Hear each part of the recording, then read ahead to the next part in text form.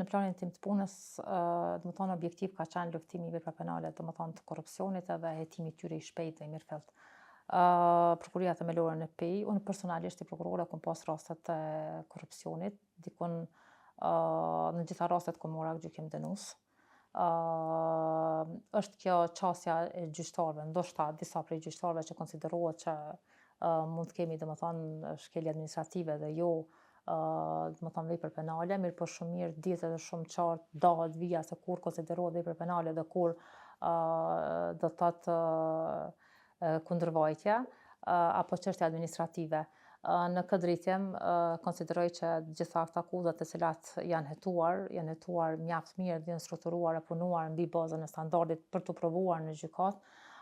dhe mbi bazën e një sër provash, të cilat janë prova të cilat dëshmojnë qartë veprën penale të korrupsionit.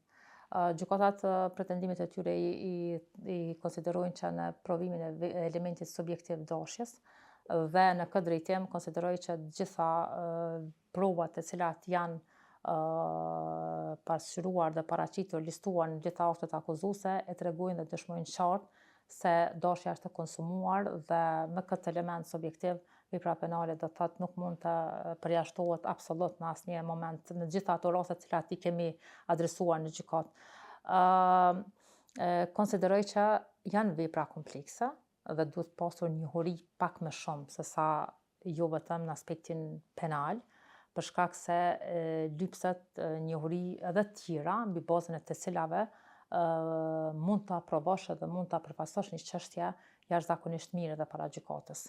Që kjo është fakti që shpeshherë penalizohen edhe gjyqtarët edhe prokurorët për shkak se nuk janë të profilizuar në kontekst të një kapitulli vepra penale apo një domeni vepra penale përderisa jemi në këtë çështje, konsideroj që askush nuk na privon ose nuk na pamundson që me fitu edhe me kriju njohuri nga materiale të tjera dhe nuk është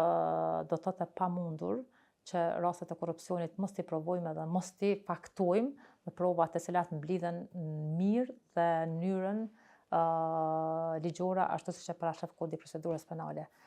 Hetimi nuk do të thotë vetëm grumbullnim provave, po edhe koordinim i mirëfillt do të thotë me policinë për arritjen e sigurimit të provave në një kohë të arsyeshme dhe në një kohë kur mund të siguron provat mbi bazën e cilave mund ta faktosh që përgjegjësinë e secilit zyrtar publik apo zyrtar të lartë.